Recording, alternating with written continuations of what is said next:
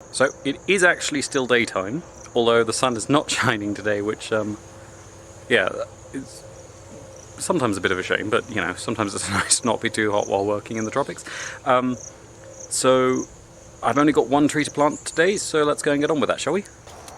Right, so today's planting is definitely one for the pollinators, so I actually went to a nursery today, which is a rare treat for people who are getting tired of me just digging things up from one place in the garden where they shouldn't be growing and planting them somewhere else where I feel like they should be.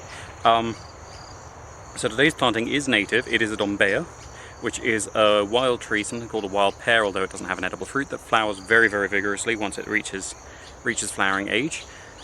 In with that, I'm putting a couple of things that will also be pretty pollinator friendly. So first up there is Chrysostom, which its only redeeming feature, that's an Arabian euphorbia, a euphorbia milli, I think.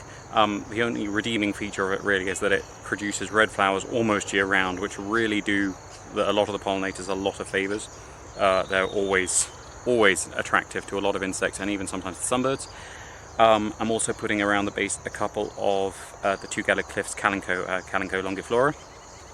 Now I'm actually putting the Aloe and the Dracaena a little further away this time because the Dombeya is a little bit bigger and it had been sun hardened at the nursery where I got it, so it shouldn't be in too urgent need of protection from afternoon sun. It's in a fairly sheltered spot, so once it gets a little bit drier, it should still be protected from the worst of drying out. And I've also put the Dracaena, although it's not right next to it, I've put it to the northwest, so it should protect it from the winter sun once they're very dry.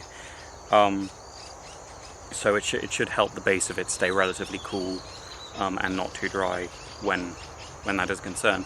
So the Dracaena going in is Dracaena fragrans, which does flower, it's just not as vigorous as the rest. The bats do eat the fruit when it does turn up, they seem to.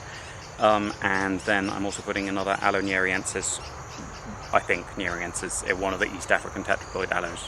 Anyway, so yeah, so just the one today, so that should be it for today. So tune in tomorrow to see if I get it done before nightfall.